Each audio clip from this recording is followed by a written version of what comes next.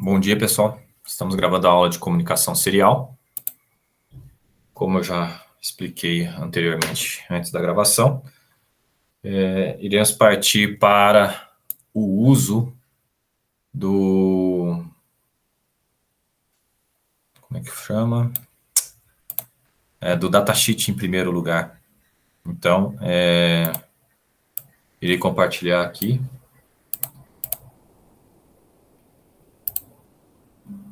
Acho que pronto. Compartilhado.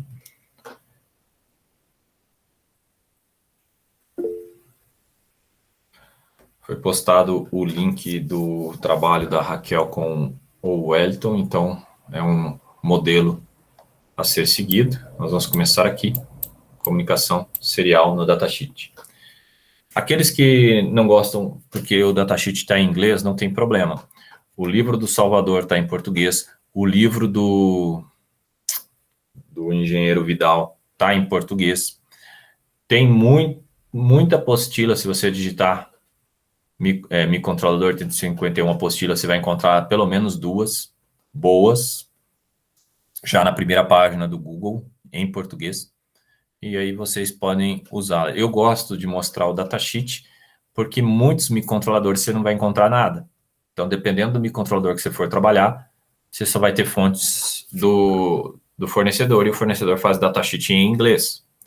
E eu já cansei de falar também, né, que hoje em dia não saber, pelo menos ler em inglês, é um problema para ser engenheiro de controle e automação, tá? Então, aqui, passando rapidamente, o que tem aqui? Tem a definição do termo UART, que eu já comentei antes da gravação, né? Tem aqui que ele é full duplex. Eu já comentei o que quer dizer full duplex. Vamos comentar de novo. Half duplex é um sistema em que um fala, o outro escuta. Quando o outro fala, um escuta, radioamador, né? Ou agora, né, que está na moda, mensagens de áudio via WhatsApp. Ele é half duplex. Ninguém consegue falar e ouvir ao mesmo tempo. Full duplex, telefone. Você liga para a pessoa, enquanto um fala, o outro fala. É nítido quando você percebe um casal conversando no telefone. Os dois estão falando ao mesmo tempo. Os dois têm razão o tempo todo. Então, ninguém se entende mesmo assim. Mas, no caso de microcontroladores, os dois se entendem. Porque no full duplex, você vai ter um buffer para entrada e um buffer para saída. Então, os dados, agora, se você, como programador, não vai tratar os dados, é problema seu. Mas a comunicação não é problema. Modos de funcionamento. Tem o modo 1, 2 e 3, que veremos a seguir. Ok? E, deixa eu ver se tem mais alguma coisa. Outro registrador importante aqui é o SBUF. Ele é o Special Function Register, chamado SBuffer, Serial Buffer. Ele é tanto de entrada quanto de saída, mas ele tem 2 slots. Ele tem um slot para receber e um slot para enviar. Por quê? Porque ele é full duplex, como já foi falado lá em cima. Então, você vai ler do SBUF e vai escrever no SBUF. Você lê quando você receber, no receive. Você escreve quando você for transmitir no transmitter. Aqui, é importante ressaltar que é 1 byte. 1 byte. Só um. O que quer dizer isso? Existe a taxa que você escolheu de comunicação. Se a taxa for muito alta, você tem que, com uma frequência muito alta, pegar esse byte e colocar ele num buffer para ser tratado. Porque ali só cabe 1 byte por vez. Ele não armazena mais de 1. E se você não fizer isso, você vai perder dados e a comunicação vai falhar. Lembrando que aqui nós estamos falando de camada de redes, e se você pegar o modelo OSI, sugestão de leitura, leia o modelo OSI de redes. Não precisa esperar a matéria redes industriais para começar a estudar redes. É muito interessante redes. Se você pegar o modelo de OSI, nós estamos falando aqui na parte de transmissão, Nós estamos falando aqui na parte de enlace.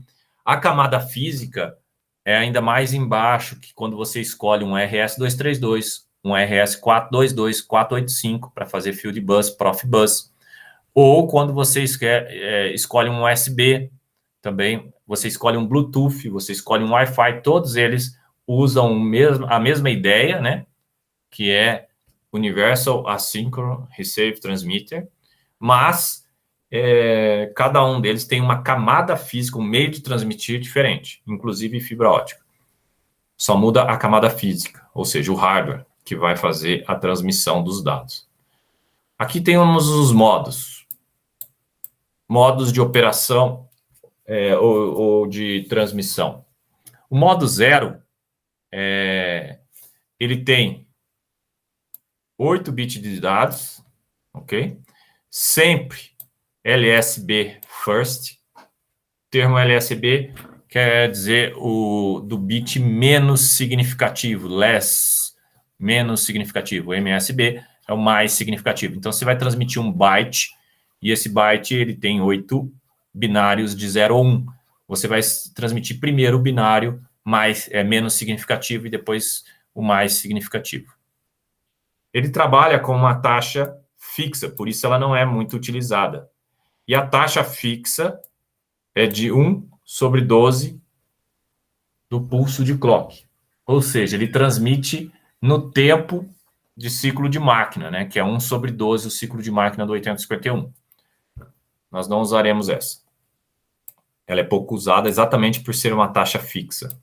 Por quê? Porque o pulso de clock do 8051 vai dar uma taxa. Se você for comunicar com outro dispositivo que não seja um 8051, você vai ter dificuldade de executar a mesma taxa, porque ele teria que ter essa programação também. E é uma taxa muito alta. Essa taxa aqui é bastante alta, o que resultaria também em perda de sincronismo muito rápido, né? Falaremos sobre isso mais à frente. O modo 1 trabalha com 10 bits, então ele é transmitido, ele trabalha também com full duplex, né? Ele tem o receive e o transmite. Os pinos RX e o TX, vocês podem olhar depois no esquemático do chip para ver o que é. Quais são os pinos, os bits que ele transmite? Ele tem um start bit, ele tem 8 bits de dados, certo? E ele tem um stop bit. Eu gosto muito desse aqui.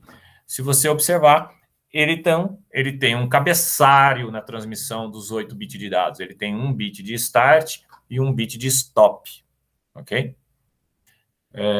Quando ele recebe o stop bit, o RB8, que fica no SCOM, um registrador especial, ele é sinalizado, ok? Então, ele altera o valor do RB8. Então, como que eu sei que eu recebi? Você fica perguntando para o RB8, se for por varredura, ou você ativa a interrupção serial, se for por interrupção. Você pode fazer por varredura ou por interrupção o recebimento de dados. Qual que é melhor, pessoal? Segunda aula passada. Qual que é melhor? Por interrupção. Mas para testes pode ser por varredura aí, no caso da tarefa que vocês forem fazer. Ele tem o modo 2, ele tem 11 bits transmitidos, tá? Ele tem o start, que é a mesma coisa, o start é sempre 0, né? Eu não comentei ali em cima, mas ele está aqui sinalizando que ele é sempre 0. Ele tem 8 bits de dados e um programável nono bit e tem um stop bit. Então, qual que é a grande vantagem? Esse stop bit é o bit P do registrador PSW e o bit P ele indica paridade. Nós vamos ver isso agora, tá? Na simulação. E ele também pode ser movido para o TB8, ou seja,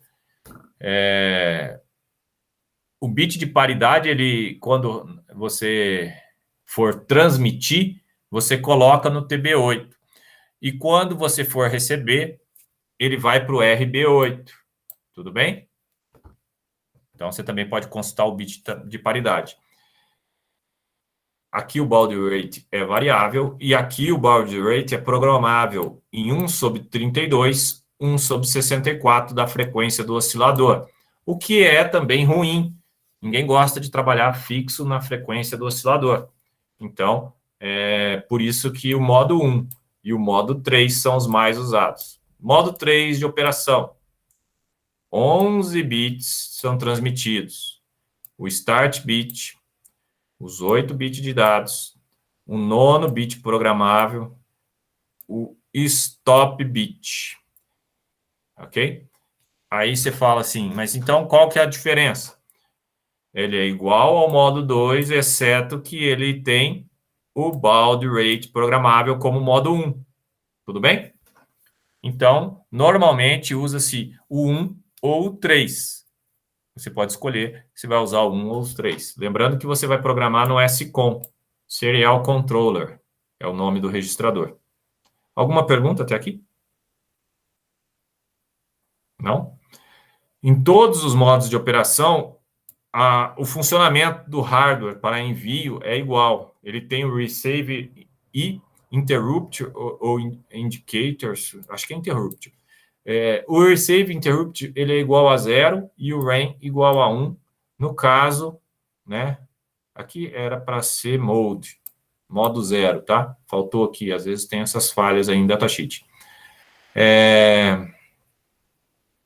Então, a recepção, ela é iniciada através de bits. Quando você dá um set bit clear bit na borda, ela é inicializada.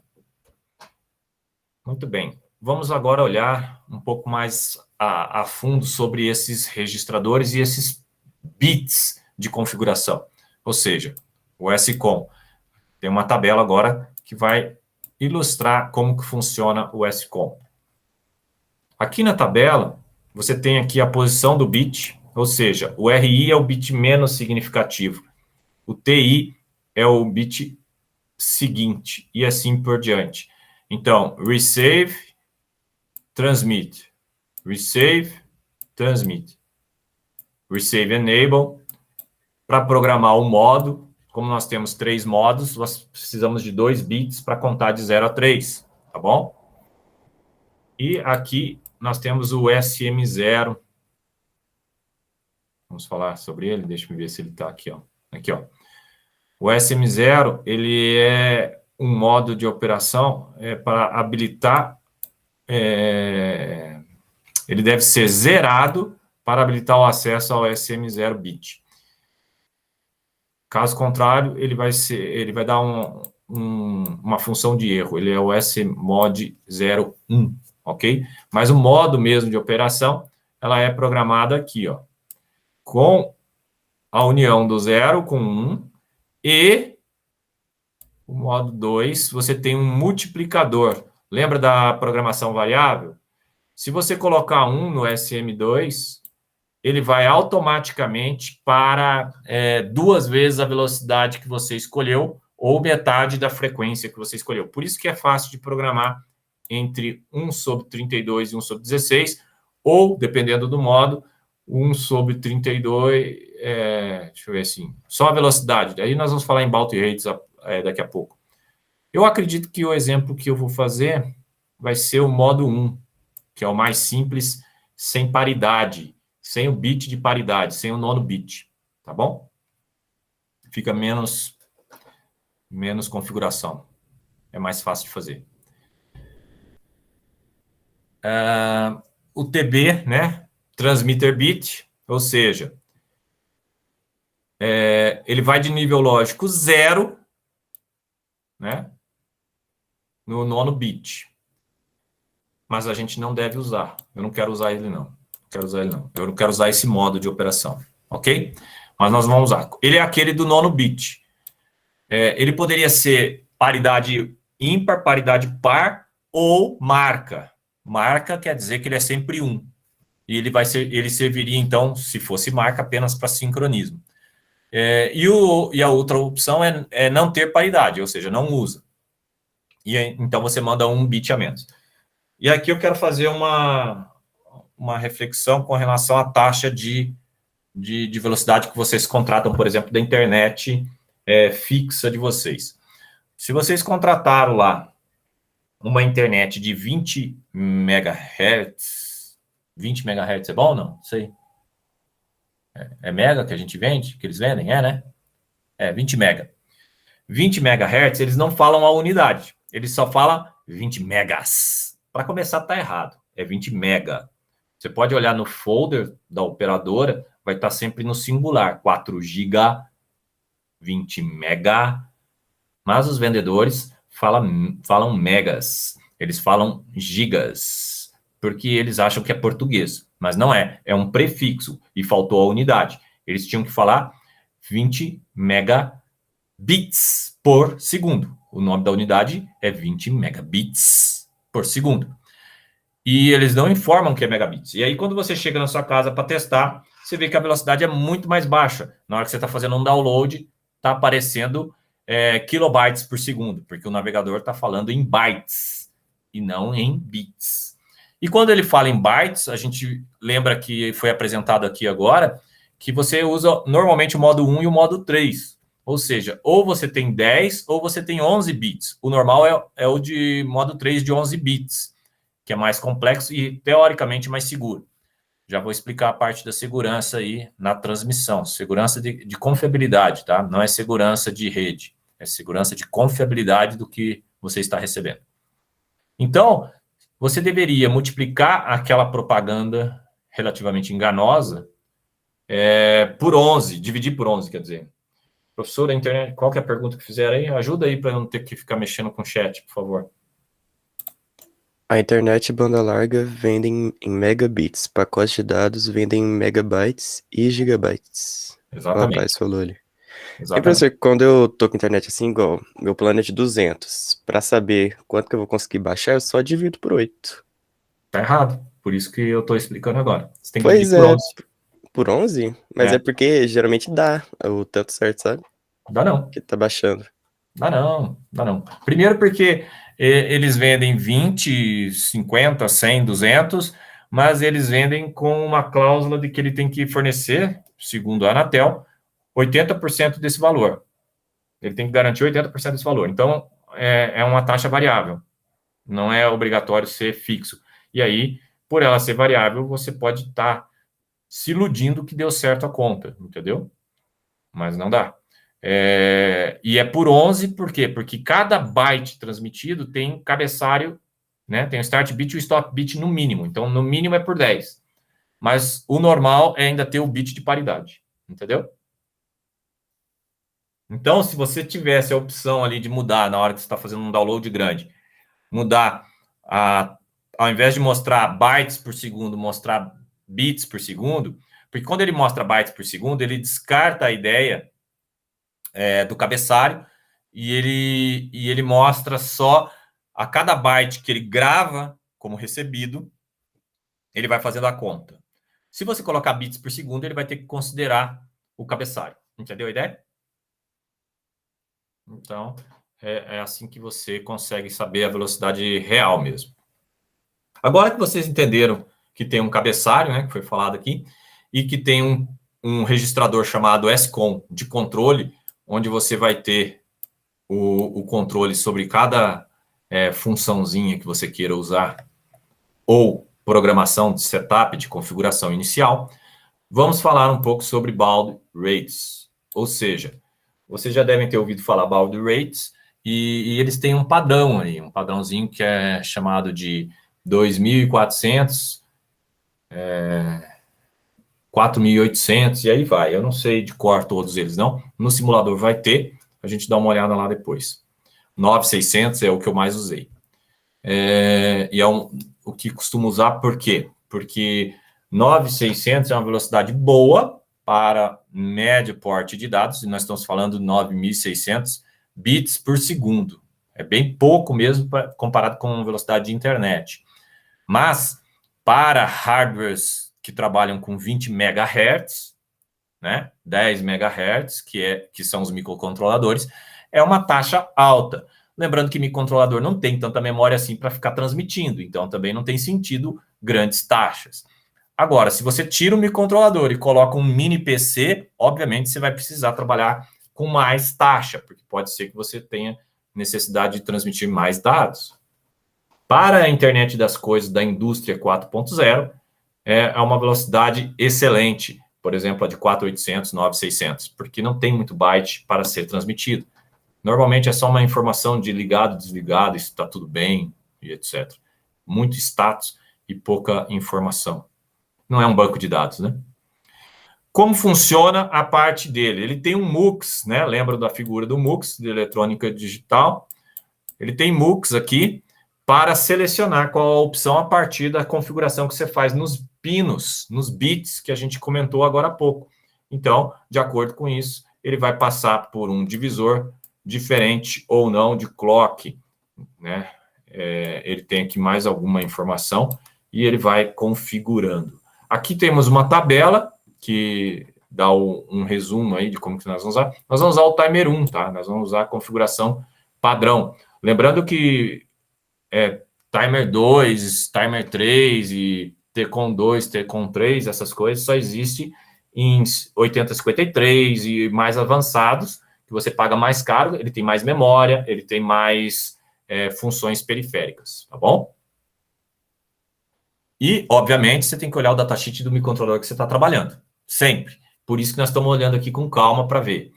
Aqui, ó, ele tem o S-Mode 1, 2 elevado, para fazer uma conta. E aí é por isso que eu falei no início da aula que nós iríamos ver uma planilha minha do tipo planilha eletrônica. Por quê? Porque eu peguei essa fórmula que está aqui e joguei na planilha. Ninguém merece ficar tendo que fazer essa conta toda vez que resolve alterar a velocidade. Então, eu criei uma planilha para eu consultar sempre que eu quiser programar baseado nessa fórmula aí. É muito mais fácil. É importante você notar o erro causado dependendo do cristal que você utiliza, tá? O erro causado de acordo com o cristal. Por quê? Porque quem vai contar a hora de transmitir o bit é o timer 1. E o timer 1 não tem, ele só tem inteiros, ele não tem números fracionados. E às vezes a velocidade que você escolheu vai estar com uma taxa de erro alta. Então, é outra coisa que faz você escolher uma taxa de erro, uma velocidade, em função da taxa de erro. Quanto menor o erro, mais chance você tem de que o outro lado receba o seu pacote de bytes inteiro sem problema. Tem como zerar o erro? Tem, usando cristais que foram feitos para isso. Por isso que quando você compra, por exemplo, uma placa de kit didático do 8051, ele vem com um cristal que está escrito 11052 MHz. Por quê? Porque ele vai dar erro zero para a velocidade mais interessante, que é a 9600. Ele vai dar velocidade erro zero. Então, é isso que importa. A de 12 MHz, que é o que veio padrão no EDSIM, por exemplo, ela sempre vai ter erro, porque 12.000 cravado sempre vai dar problema nessas divisões aí de tempo, tá bom? Então, aqui, entendido para que serve isso daí, como que usa o timer 1, né? Você programa o timer 1 para ele fazer a contagem, e toda vez que ele der o overflow dele, ele vai disparando via hardware mesmo, você não tem controle nenhum, ele vai disparando bit a bit a partir do menos significativo, como já foi explicado. Bom, chega disso aqui. Vamos agora para a planilha. O que eu quero mostrar aqui na planilha? Vamos dar uma olhada na planilha. Uma planilha bem simples. Tá de bom tamanho aí, não? Quer que eu dê zoom? Tá bacana aí, professor. Tá bom. Ok. Para enxergar. Aqui, tem a opção eu coloquei aqui já os valores dos cristais que a gente utiliza. Quer zerar o erro, você vai usar esse cristal aqui de 110592, ok? Então, a primeira coisa que ele pergunta é qual que é a frequência. Coloquei a de 12 MHz, ele vai me dar um erro de 0,02%, arredondando, né? Você pode pedir mais casas aqui, vamos ver se tem mais casas aqui, ó, tá vendo? Tudo bem ou não? E o que tem aqui? É uma fórmula, que é aquela fórmula que a gente viu, são as fórmulas que a gente viu, né? Aqui é um arredondamento. Por quê? Porque ele só serve inteiro. aqui a fórmula que estava lá, né? Então, eu informo se ele vai ter o K igual a 1 ou a 2, o multiplicador. Se eu fizer 1, ele diminui, ele diminui o número aumentando o tempo, né? Na verdade, é o contrário, né? Porque ele conta regressivo, talvez. Isso eu não sei, porque tem que olhar lá como que ele vai fazer a contagem. Mas normalmente era para ele diminuir. Então, você tem o K, você tem o N, né? De onde veio isso? Vou abrir de novo aqui a fórmula que eu falei, ó. Foram esses números aqui que foram usados para fazer as fórmulas, tá bom? E observa que ele faz 256 menos o valor. Por quê? Por que menos o valor? Porque ele vai dar o estouro da conta, entendeu? Então, esse valor aqui é o que você vai colocar no registrador, né? Arredondando. Então, ele vai fazer 256 menos. Por isso que quando eu alterei o valor aqui, ele diminuiu ao invés de aumentar, é por causa do menos, tá bom? A minha lógica estava certa, mas eu não lembrava que aquele número ali, ele já era o subtraído. Ou seja, já é o pronto para você colocar no registrador do timer 1. Muito bem.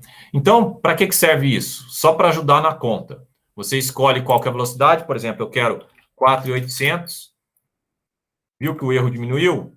É um bom número, o 243. Por isso que eu vou usar esse aqui, 243 para 12 MHz. Se eu venho aqui e altero para a frequência de 1, eu consigo erro zero.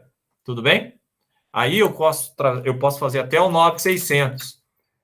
Erro zero. Eu posso fazer 9.600 com 1. Erro zero. Eu posso fazer o 19.200, que é a maior taxa com erro zero, desde que eu faça o 2 lá em cima. Se eu não fizer com o 2, eu vou ter erro. Então, essa planilhazinha, que nada mais é do que pegar a fórmula e jogar lá, é uma mão na roda para o dia a dia, quando você for programar. Mas era só para mostrar que é uma automação isso aqui, tá, pessoal? Isso aqui é uma automação. Toda planilha é automação, calculador é uma automação em relação à conta na mão. Você faz um tipo de automação para facilitar o dia a dia. Muito bem. Agora vamos para a prática, né? Aqui nós temos o EDSIM. Eu só achar aqui. Pronto. Uma coisa que eu quero mostrar para vocês tá vendo aqui o PSW? No acumulador, eu vou colocar 1. O bit de paridade mudou. Vou colocar no acumulador o valor 2. O bit de paridade manteve. Ou seja, ele não informa se é par ou é ímpar. Ele informa se o número de uns é par ou o número de uns é ímpar. É isso que ele informa. Quando eu coloco 3, que eu tenho 2 uns, agora ele vai para 0. Todo mundo entendeu como funciona a paridade? Sim ou não? Então, quando você usa o modo de transmissão que usa o nono bit paridade, você pode falar paridade par ou paridade ímpar. Ele vai só negar, né, fazer o oposto do que está ali. Ele vai usar essa função do acumulador, ou seja, ele vai colocar o registro no acumulador e ver como é que fica o PSW, como que fica a paridade. E a paridade tem que ser colocada lá no TB8. E na hora de receber, você lê o RB8 e confere se deu a paridade. Se a paridade der erro, você responde a quem está transmitindo que teve erro de paridade e acabou e não aceita os dados. Por que isso é bom? Isso é bom para evitar erro de transmissão por conta de ruídos e evitar, então, que você ligue o motor quando você estava querendo, na verdade, desligar o motor. Você acelere o motor quando você queria desacelerar o motor, porque o comando era outro. Mas, como vocês sabem, um ruído não vai afetar só um bit, ele vai afetar mais de um bit. Se ele afetar o número par de bits, você não detecta. Então, é uma coisa que melhora, mas quase nada, entendeu? Porque se vai dar erro, é normal dar erro em mais de um bit, e não num número par de bits. Então, quando perceberam isso, eles praticamente desistiram da paridade e criaram protocolos de comunicação. Ou seja, você manda não só o comando, você manda um protocolo, um pacote, um payload. Você vai mandar um cabeçalho, ou seja, eu sempre mando o ID, não sei o que lá, para depois mandar os dados. Manda os dados e no final você vai mandar um CRC. Anotem aí, CRC, boa pesquisa, hein? Pesquisar o que quer dizer CRC. O CRC, na prática, é algum mecanismo de controle, como a paridade seria para o bit, mas o CRC é para os bytes. Então, quando você transmite um pacote, por exemplo, você vai ter um pacote de 32 bytes. Cada vez que você fizer uma transmissão qualquer, serão 32 bytes, em que o CRC ocupa 2 bytes finais, por exemplo. Ou o CRC ocupa só o último byte. E aí você tem um cabeçalho nos 4 primeiros bytes. E aí você vai fazendo as contas, então de dados mesmo sobra menos ainda. E aí, Matheus, quando você faz comunicação pela internet, o cabeçalho é grande. Você recebe vários pacotes, fora de ordem, inclusive, e enquanto os pacotes não chegam e são organizados pela camada de rede e de transporte do modelo OSI, você ainda não fica notificado do que chegou, porque você não sabe o que chegou ainda. Você fica aguardando. Ok? Então, a transmissão serial, ela precisa de algumas configurações como essa que eu comentei aí. Então, eu estava querendo só mostrar como que funciona a paridade aqui do acumulador antes mesmo da gente começar. Alguma pergunta até aqui, não? Perfeito. Então, eu vou iniciar aqui a programação. Vou abrir ele num modo maior para facilitar. Então, qual que vai ser a minha intenção aqui? A minha intenção é programar naquela velocidade de 4.800, pelo motivo que eu já falei agora. Eu estou usando um cristal de 12 MHz aqui em cima, ó, 12 MHz aqui. Eita, perdi o meu... Não vou usar ele fora, não, porque ele está dando problema para mim, tá? Então, eu tenho aqui o 12 MHz. Eu vou fazer o quê? Eu vou criar uma constante chamada K 4.800. E vou dar igual àquele número que a gente viu lá, 243. Tudo bem? E ele é 243 usando SCOM vezes 2. Aquele artifício de multiplicar por 2. Né? De dobrar, né, o casinho lá da fórmula. Tá? Então, eu vou usar esse daqui. Uma constante do SCOM, eu vou colocar o valor de configuração do SCOM. Eu tenho que ligar 2 bits. E ele é o 50H. Vamos traduzir o 50H. 0101, 0000. E aí, a gente pode abrir de novo o datasheet no SCOM.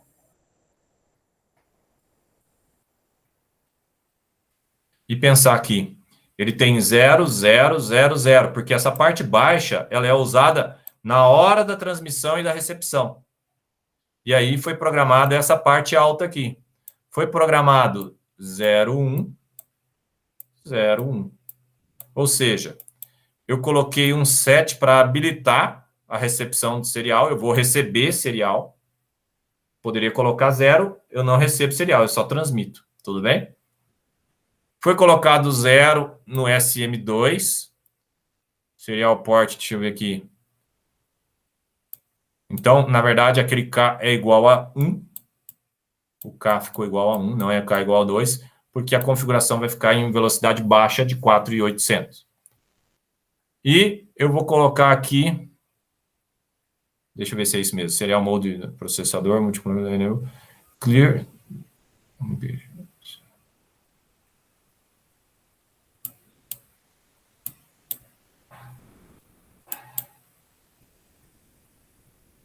Ele tem que ser sempre zerado no modo 0. Não é o meu caso, né? Mas eu coloquei o 0 aqui, né? Então, eu estou usando ele no estado de clear, desabilitando o multiprocessador na comunicação. Coloquei 1 aqui, então eu já estou amarrado no 2 ou no 3, modo 2 ou 3. Coloquei 0 aqui, então eu amarrei no modo 2 aqui. É isso? Deixa eu ver se isso aqui é o SCOM mesmo. É o SCOM. Ver só se eu vou fazer isso mesmo. Cadê aqui?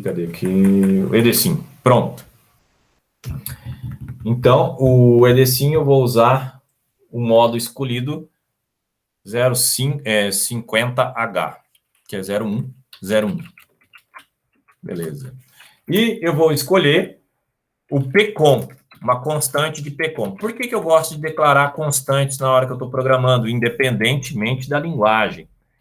Porque quando eu resolver alterar a velocidade ou alguma coisa, eu vou ali no início do arquivo, altero, e como eu não fiquei colocando esses valores no meio da programação, eu não tenho que sair procurando, eu sempre vou alterar só a constante. É algo muito bom fazer. Aqui eu tenho que setar um bit, então eu coloquei o bit 1000000 e vou usar o comando OR lógico. Eu já expliquei isso aí, que eu gosto de trabalhar com a porta inteira e não o bit. Mas eu poderia, já que eu poderia abrir o PCOM e dar, se o bit é endereçável, vou mostrar aqui de novo no datasheet, ó, tá escrito aqui, ó, bit endereçável. Quando o bit endereçável, eu não preciso fazer isso, eu posso dar um set bit, clear bit, ok? Diretamente no bit. Só que se eu fosse programar vários bits, eu teria uma forma, sendo que aqui só seriam 2, né? Só um set aqui e um set aqui. Daria na mesma, mas assim eu tenho um controle melhor por causa da constante. Eu já te expliquei que eu gosto da constante por questões de manutenção do arquivo, ok? Muito bem, uma vez feito isso, aqui eu vou ter um org 0, início ou reset. Eu gosto de fazer um jump início ou start. Aí eu dou um org 30. Alguém lembra por que esses números? Não.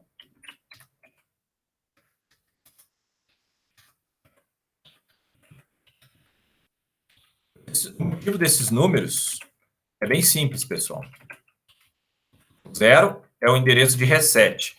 Eu pulo para o início e deixo aqui toda a parte de vetor de interrupções disponível para o uso, ok? Aí no C tem os attachments lá, dependendo de cada compilador. O attachment, na verdade, está organizando a memória, tá bom? Só lembrar disso. Aqui no Start, o que nós vamos fazer? No Start, nós vamos configurar configuração inicial. Vamos fazer configuração inicial. O que é isso? No Arduino é o setup, tá bom? Eu vou fazer o setup aqui. Né? O Arduino ele tem uma função chamada setup e tem uma função main, em que o Arduino chama, ou seja, você está usando um microcontrolador que tem um sistema... um microcontrolador que tem um sistema operacional? Não, seria quase isso. Ele tem um mini... ele tem um mini sistema operacional que facilita o uso, ou seja, ele já tem um lugar que ele vai chamar uma rotina, ele tem rotina de callback. Então, na verdade, o Arduino ele faz o call naquelas rotinas que você faz, que você cria, e internamente ele já está programado lá uma rotina padrão para chamar esse call, tá bom? O que torna o Atmega 328 muito mais lento no Arduino do que se você pegar o Atmega 328 e programá-lo de forma nua e crua para a sua aplicação, tá bom? Por quê? Você elimina todo esse cabeçalho desnecessário. Então, o que eu vou fazer em primeiro lugar? Primeiro, né, eu vou ativar o multiplicador. Como? Eu já disse que eu faria o OR lógico. Então, eu vou fazer o OR lógico do PCOM com a minha constante, o number, é para dizer que é uma constante, KPCOM. Ok? E vou, em seguida, eu vou configurar a serial. E como que eu configuro a serial? Escrevendo na SCOM, que é o Serial Controller. né, o registrador serial controle, com o meu KSCOM. Então, o K de constante, né, não precisava? Não, eu que estou escrevendo. É aquela ideia, né? A variável é minha, eu ponho um nome. Você põe um nome que te agrade aí. Cada um vai fazer da maneira que você quiser. E também eu vou programar o timer 0, ou o timer 1. Então, o TH1 vai receber, o registrador alto do timer 1, vai receber o valor inicial, que é o meu K de 4.800 de velocidade. Inclusive, você poderia mudar aqui para BALD. Por quê? Para ficar genérico. Quando você põe o nome da variável ou da constante, o próprio valor, fica até estranho você alterar ela depois, né? O ideal seria, como eu não vou alterar, eu vou deixar, mas é uma coisa que eu percebi só agora, é a diferença aí de fazer na hora, né? Quando faz na hora, você vai pensando e vai melhorando o código à medida que você vai fazendo, ok? Então, aqui, por que a gente joga na parte alta e na parte baixa? Porque o timer 1 ele vai ser usado naquela contagem que ele reinicia quando ele tem o overflow.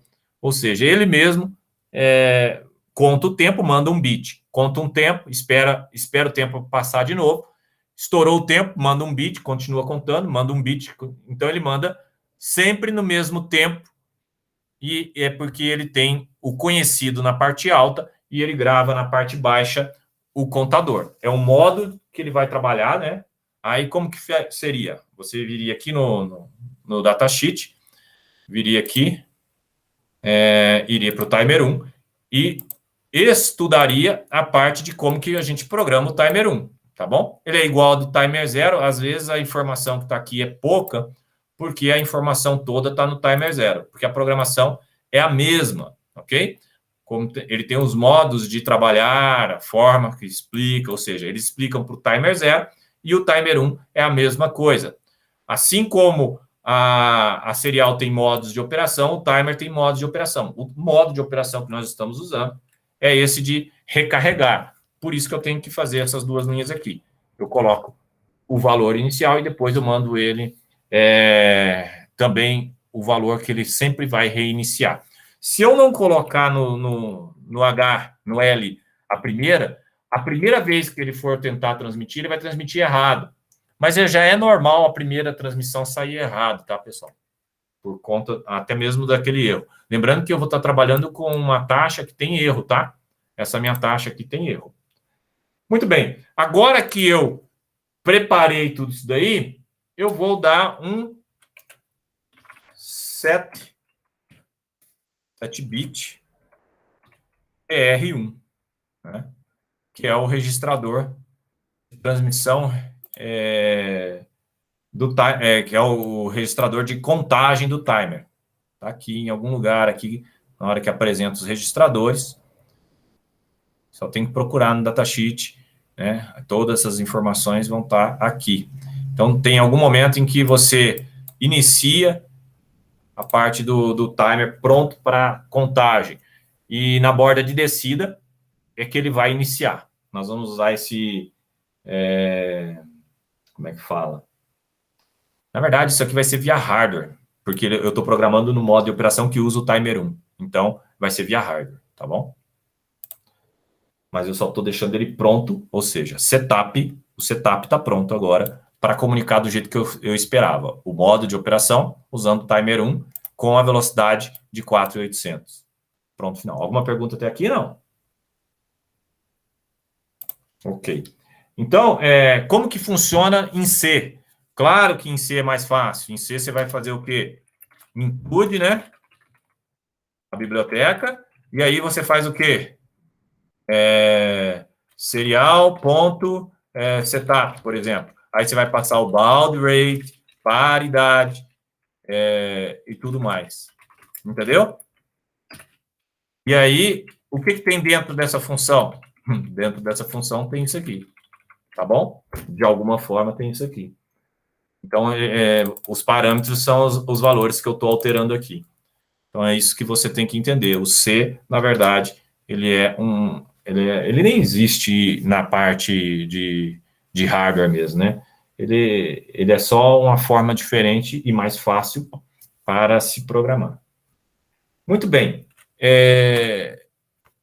O que eu vou fazer no meu loop principal? Eu vou fazer uma transmissão. Como que eu faço transmissão? Eu já expliquei enquanto eu estava falando. Você só escreve no SBuff. Então, eu vou escrever no SBuff o caractere T. Depois que eu escrevo, eu espero a transmissão. Veja só, pessoal, quando você escreve no SBuff, você inicia o processo. É automático, o hardware cuida disso. E quando você lê do SBuff, você libera o buffer para a próxima recepção, tá bom? Então, aqui... Ah, tá. Faltou colocar o cifrão. Aqui eu fico esperando. Espera... TX, né? Transmissão. Essa transmissão vai levar um tempo que você pode calcular pela velocidade. Lembrando também que eu estou mandando 10 bits, né? Depois que ele manda, eu dou um clear TI. É o que estava lá no datasheet. Ele vai transmitir, ele vai... Era TI aqui, tá? Não é TB, tá? Perdão. Eu vou ficar perguntando para o TI se ele está zerando. Enquanto ele não estiver zerado, ele está ocupado transmitindo. Quando ele terminar, via software, eu faço essa mudança para o próximo uso. E aí, agora, o que eu vou fazer? Eu vou fazer um Ctrl+C, né? Ctrl+V, e vou transmitir um X agora. Depois, eu vou fazer um Ctrl+C, Ctrl+V, e vou transmitir um espaço. Por quê? Porque é meu? Eu queria fazer diferente. Como? Eu queria fazer uma rotina. Qual rotina? Send byte. Ok? E a rotina, você iria dizer que o byte enviado está no acumulador.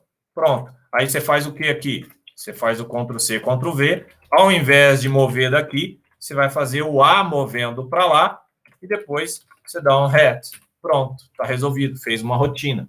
E ao invés de usar tudo isso aqui, eu vou mover para o acumulador e dar um call. Só que se você observar, eu tenho 3 instruções. E se eu fizer o send byte, eu vou ter a mesma coisa. Então, não compensa fazer uma rotina, compensa fazer uma macro. Anota aí, macros. Programação com macro. É uma coisa muito interessante para quem gostou do tema. O que é uma macro? É você fazer um comando do tipo %write byte ou tx byte passa o t. Pronto. E eu não teria, se eu tivesse feito a macro, eu não precisaria disso aqui. Isso aqui estaria dentro da macro. A programação fica enxuta, mas o código vai ficar menor do que se você fizesse uma rotina. Quando você tem que fazer, quando você está querendo fazer uma rotina muito pequena, né, só o call e o RET já vai ocupar um tempo, vai gastar um tempo aí que não compensa para ele fazer 3 instruções. Você vai ter 5 instruções ao invés de 3. Vai ficar mais lento. Se você não quer perder velocidade, você faz macro. Ok? Nos bons livros, e quando você pesquisar, você vai encontrar tanto macro para C quanto macro para qualquer outra linguagem. Normalmente, as linguagens têm macro. Agora, vamos ver funcionando, né? Vou apagar isso aqui. Eu gosto, porque mandam fazer isso, colocar um end no final do programa assembler. Então, você dá um assembler, diz que funcionou, checa se a velocidade ficou do jeito que você queria, se a paridade ficou do jeito que você queria, né? Verifica tudo e dá um run. Aqui você muda a velocidade da simulação e aqui ele deveria estar transmitindo na velocidade que eu queria, né? Sempre assim. Deixa eu ver aqui o que eu fiz de errado. No paridade 4.800. Lembrando que ele não para de transmitir, então ele está transmitindo, ele está dando erro, tá? Erro de transmissão. Deixa eu ver se é 2.200 por causa daquele 1 que não está multiplicando. Ele não para. Vou dar um reset aqui só para garantir. Vamos ver. Eu desabilitei o motor. Mas era para 4.800 a minha conta. Vou voltar na minha planilha Excel. No erros. Run. Deixa eu ver o que tem na minha planilha Excel aqui. Vou até pegar minha planilha Excel. Ah, eu fechei. Tem que abrir de novo. Vou ver se tem alguma coisa aqui. Tá dando erro de transmissão. Esse erro aqui normalmente é o modo de operação que está configurado um aqui no simulador. Ou seja, como se isso aqui é como se fosse o PC, tá? O PC está configurado no Paridad, enquanto que aqui eu configurei algo diferente. Deixa eu ver aqui. Eu acho que eu configurei aqui o modo 2, né? Deixa eu ver.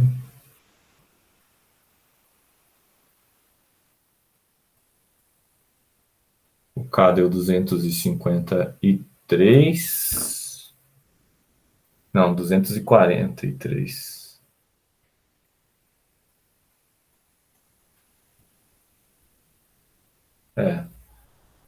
Tô dando clear no TI, tô dando K.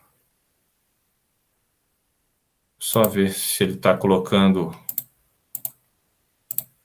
Vou rodar passo a passo só para o setup.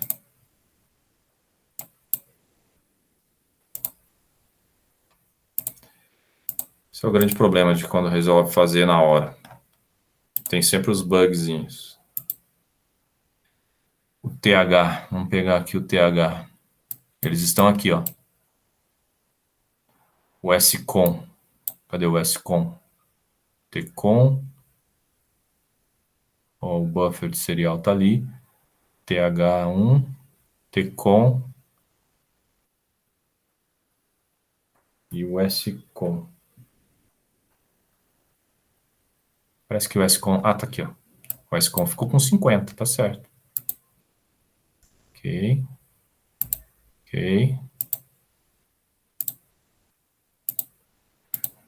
Fico esperando ele transmitir. O tempo contando aqui, ó, percebe? Aí ele transmitiu 1. Ah, ele não tá... Perceberam que no reload ele aparentemente ele não voltou para o que eu queria. Ó. Eu errei alguma coisa no timer. Ah, tá. Eu não programei o TCOM. Perdão. Eu falei da programação, só que eu não programei o TCOM aqui, ó. Isso é depuração, pessoal. De oportunidade aqui, ó. O TCOM é o registrador de controle do timer. Como que ele vai trabalhar no modo de operação que eu quero se eu não programar o TCOM? Qual que é o modo que eu quero?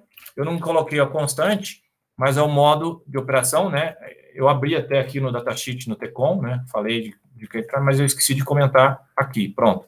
Uma vez feito isso, eu vou dar um reset, um assembler. Agora, provavelmente, ele vai funcionar. A depuração de um simulador é bom por causa disso. Como que você iria descobrir isso na prática, sem um simulador? Entendeu? Agora só falta eu colocar a paridade nó, né? Agora, em um momento qualquer, ele vai começar a receber corretamente. Se ele não recebe, é por causa do lixo de que ele perdeu o sincronismo. Então, você tem que dar um reset aqui da transmissão. Olha lá. Agora vai vir alguma coisa, vamos ver.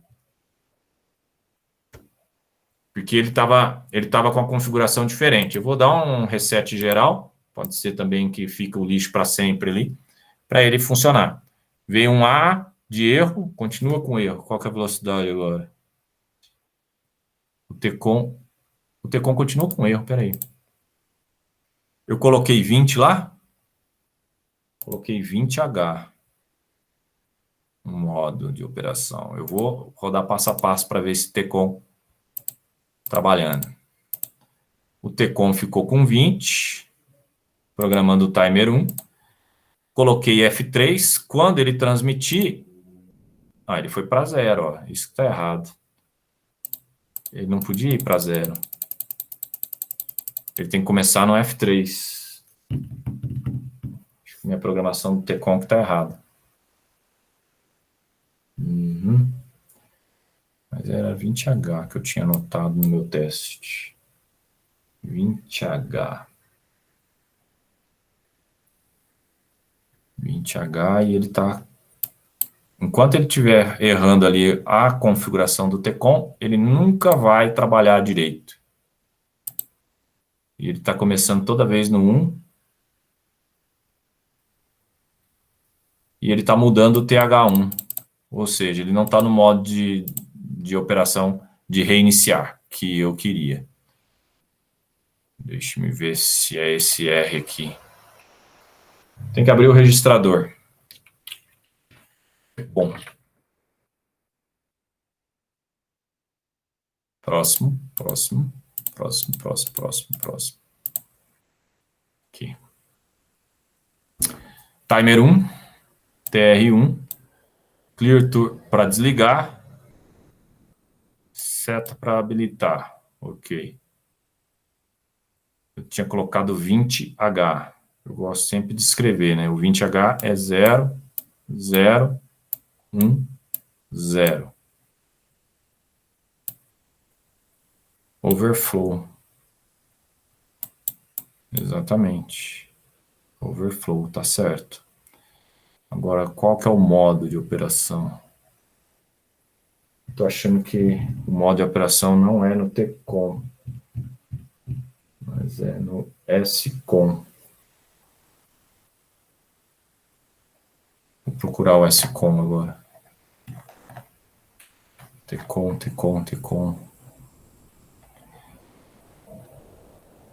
Vou pegar um código aqui.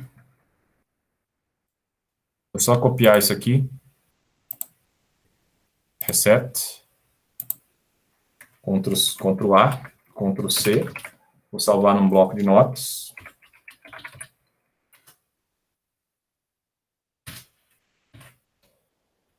E vou carregar um código pronto, só para ver a diferença. Não. Esse serial aqui. Vamos dar um run. O serial estava programado para funcionar isso aqui. Ele estava usando 2.400. Será que é isso? Só que esse programa, ele depende do botão. Eu tenho que apertar o botão. Esse aqui está funcionando. Pronto. Eu vou mostrar o fonte desse aqui para vocês. Só um instante. Tá todo mundo vendo o fonte? Tá grande o suficiente? Esse aqui a velocidade estava 2.400 com o T-Mode. É T-Mode, não é T-Com. É T-Mode. No bloco de notas eu coloquei T-Com. Tá vendo aqui, ó? É o modo de operação e não o controle. Foi erro. Foi esse o erro. Reset. Ctrl V. Run. Pronto. Agora ele vai funcionar na mesma velocidade. Ou deveria, né? Poxa vida. Tô passando vergonha. Professor, o senhor não mudou, não. O senhor deixou TCOM lá. Obrigado. Eu só falei que ia mudar, né? É SCOM, não é isso? Não, é T-Mode. Fala mode, de modo de operação. T-Mode. Obrigado. Mode, maiúsculo, eu gosto de maiúsculo. Ok. Agora vai. Não foi? Ele deu erro no primeiro parte de sincronismo, tá? E agora ele foi. Então, para evitar o erro, dou um reset, vou rodar de novo. Agora ele vai. T, X. O T ficou minúsculo? Não. Deu erro também no primeiro T. Então, vocês podem observar que a comunicação serial no primeiro envio é comum ele dar erro, tá? Por quê? Porque ele ainda está sincronizando, está inicializando. Se eu tivesse feito um delay, talvez aí saísse ele um pouco melhor. Principalmente quando você trabalha com velocidades maiores. Então, ele está fazendo um TX. E aqui, obrigado. Quem falou aí? T-Mode? Que eu te esqueci de novo. Eu. Então, foi o Natan. Natan manda um e-mail e você ganhou um ponto. Beleza? Beleza. E aí, pessoal, qual que é a lição de casa? A lição de casa é concluir a recepção. A transmissão, você move e espera. Na recepção, quando acontece a interrupção serial, você checa se terminou só que é o RI, tá? E depois move o contrário. Você vai fazer esse move aqui, ó. Move para o acumulador, por exemplo, o SBuff. E aí você coloca isso aqui em algum lugar. E como que usa aqui? Você vai escrever algo e mandar o TX. Ele vai alterar já. Esse TX está sendo enviado nessa velocidade, tá, pessoal? Então, se você habilitar a interrupção e colocar aqui, ó, o vetor de interrupção, se eu não me engano, o org da serial é 2BH. Eu não tenho certeza, tem que pesquisar lá no vetor de interrupção da aula passada, tá bom? E aí ele vai, você vai ter que fazer aqui um jump, int serial, por exemplo, e fazer o tratamento da int serial aqui. Int serial, 2 pontos, tratar e terminar com hat i, de retorno de interrupção. Então, no loop principal, você fica enviando, vai ficar aparecendo tx, tx, tx, e no outro você vai ficar recebendo.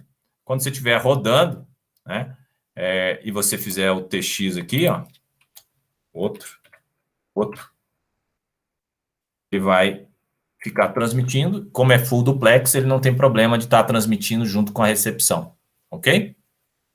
Olha lá, foi transmitindo. Só estou achando estranho o jeito que ele transmite de trás para frente, se é que ele transmite de trás para frente. Tem que só ver. Então, você tem que transmitir 1, 2, 3 para ir 1, 2, 3. Ó. Transmitindo. Ele transmitiu, eu não recebi e eu não tratei os dados, não é problema. Ele está tentando comunicar comigo, entendeu? A tarefa de vocês é pegar esse programinha relativamente simples e receber um RX e transmitir um TX, só para ver que funciona. E aí, claro, se quiser colocar no projeto final comunicação serial de verdade, sem pegar nada pronto, você já tem agora o domínio maior de como que funciona a leitura de um datasheet e a implementação de um código baseado no datasheet, tá bom? Como a gente já teve aula de timer, eu não me preocupei tanto assim com o timer. Vocês já fizeram um relógio, né? Um contador de tempo. Então, eu não me preocupei com o timer, eu me preocupei só com a serial. Alguma pergunta aí em relação ao que foi feito? Alguma sugestão? Eu ainda vou colocar no Moodle o trabalho, tá? Eu só coloquei no Moodle o RS232. Também vou colocar no Moodle esta aula gravada.